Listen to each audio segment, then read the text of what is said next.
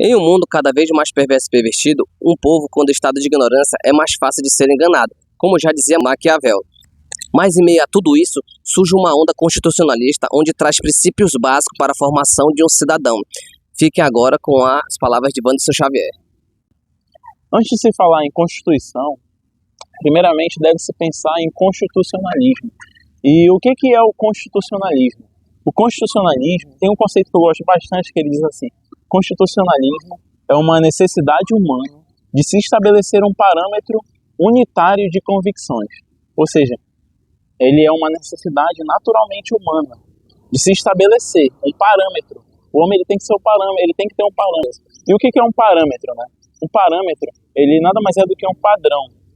Ou seja, um padrão que deve ser utilizado para definir ou para comparar algo. Então, o homem, ele, naturalmente, ele precisa desse padrão para ele ver, para ele se adequar. Ele precisa desse padrão, ele precisa para ele se adequar a esses moldes.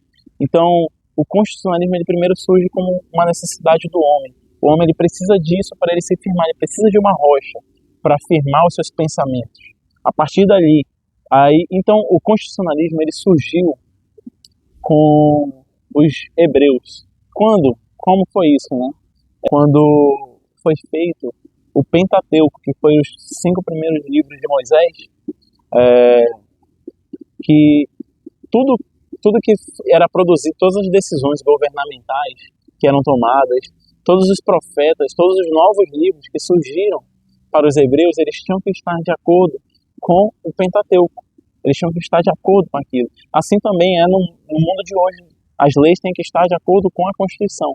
E a gente ainda está falando de constitucionalismo. E esse foi a primeira forma de materialização do constitucionalismo, foi com os hebreus. E aí ele veio evoluindo. E aí a gente está entrando agora na história do constitucionalismo.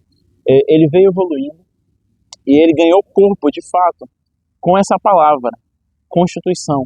Ele ganhou corpo, de fato, lá em 1215, na Inglaterra, com o rei Dom João Sem Terra, que, por uma pressão dos burgueses da época, que ele cobrava tributos muito altos, e aí por uma pressão que começou com os burgueses, mas na verdade foi de toda a população da Inglaterra, através dessa pressão, que ele dizia o seguinte: o Estado sou eu, quem manda sou eu.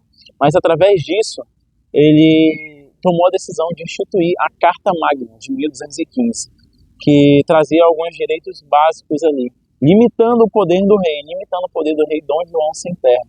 Então, assim, o poder dele estava sendo limitado através de quê? Através dessa carta, que foi a primeira Constituição que já existiu, né? Primeiro nós tínhamos a questão dos hebreus, só que não tinha a palavra Constituição ainda.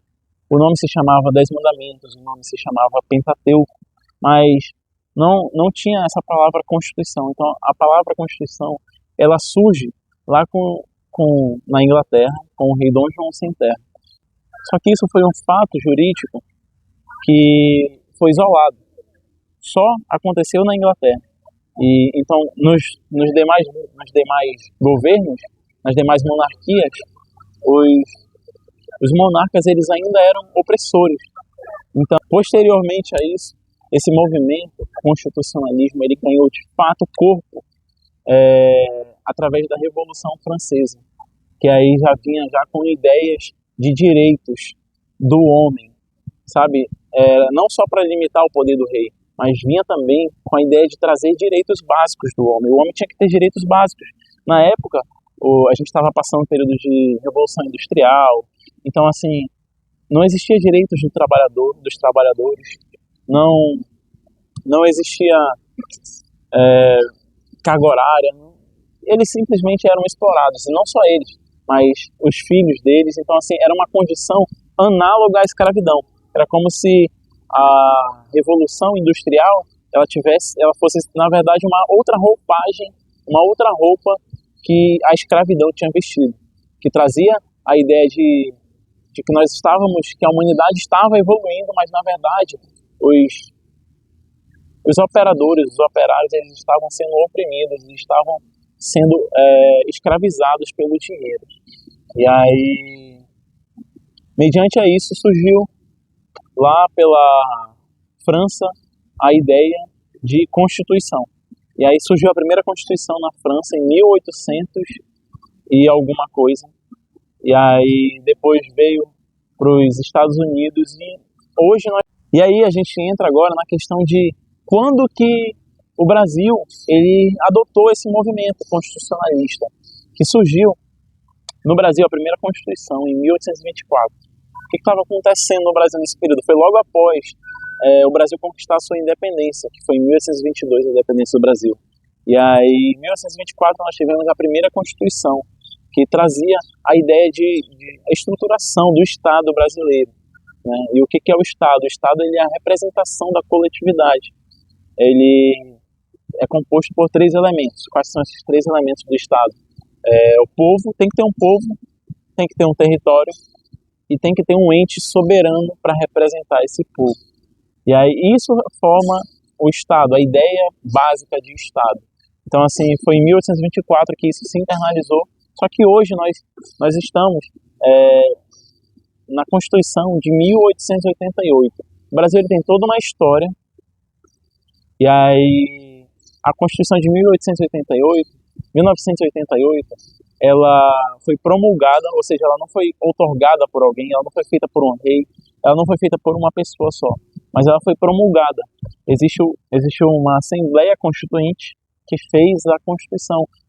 Foram pessoas representadas pelo povo, escolhidas pelo povo, que se candidataram, e aí foram escolhidas e aí a gente entra agora na questão de quando que o Brasil ele adotou esse movimento constitucionalista, que surgiu no Brasil, a primeira Constituição, em 1824. O que estava acontecendo no Brasil nesse período? Foi logo após o Brasil conquistar a sua independência, que foi em 1822, a independência do Brasil. E aí, em 1824, nós tivemos a primeira Constituição, que trazia a ideia de estruturação do Estado brasileiro. Né? E o que é o Estado? O Estado ele é a representação da coletividade. Ele é composto por três elementos. Quais são esses três elementos do Estado? O povo, tem que ter um povo, tem que ter um território e tem que ter um ente soberano para representar esse povo. E aí isso forma o Estado, a ideia básica de Estado. Então assim, foi em 1824 que isso se internalizou, só que hoje nós estamos na Constituição de 1888. O Brasil ele tem toda uma história, e aí a Constituição de 1988, ela foi promulgada, ou seja, ela não foi outorgada por alguém, ela não foi feita por um rei, ela não foi feita por uma pessoa só, mas ela foi promulgada. Existe uma Assembleia Constituinte que fez a Constituição. Foram pessoas representadas pelo povo, escolhidas pelo povo, se candidataram, e aí foram escolhidas e elaboraram o que nós entendemos hoje pela Constituição da República Federativa do Brasil de 1988. E aí ela carrega alguns direitos básicos do cidadão. Hoje nós temos uma Constituição de 250 artigos, que é algo assim que todo cidadão deveria pelo menos conhecer. Alguns, pelo menos os 30 primeiros, né? Então assim, que traz a ideia de direitos básicos do cidadão com fulcro em direito penal, em direito do trabalho, que traz alguns direitos básicos do trabalhador que nós devemos saber. Como foi dito, né, no início dessa matéria, o povo ele sofre por falta de sabedoria. Então, assim, são alguns conhecimentos básicos, e é isso que nós vamos tratar nesse curso de Direito Constitucional, que é um projeto ele advém de um projeto chamado Constituição para Todos. Nós vamos levar os conhecimentos básicos da Constituição da República Federativa de 88 para todos que quiserem assistir. A gente encerra hoje esse primeiro encontro por aqui, porque nos demais encontros a gente vai se aprofundar mais nisso, no que é o Estado, quais são os poderes do Estado, executivo, legislativo, judiciário, quais são as atribuições de cada um dos seus poderes. E vamos tratar de alguns direitos básicos que todo cidadão deveria saber, para não ser oprimido pelo Estado, para não ser oprimido pelo patrão, para não ser oprimido pela polícia, às vezes, na rua, sabe? Para você deixar de ser oprimido e para conquistar a sua liberdade, de fato, como cidadão. E quando você for votar no senador, no deputado federal, Você vai saber por que você está votando nele, quais são as atribuições dele, o que você pode cobrar dele. É isso. É sobre isso que nós vamos tratar. E aí nós encerramos por aqui, porque senão vai ficar algo muito longo. E vamos para cima. Tamo junto. E vamos para cima.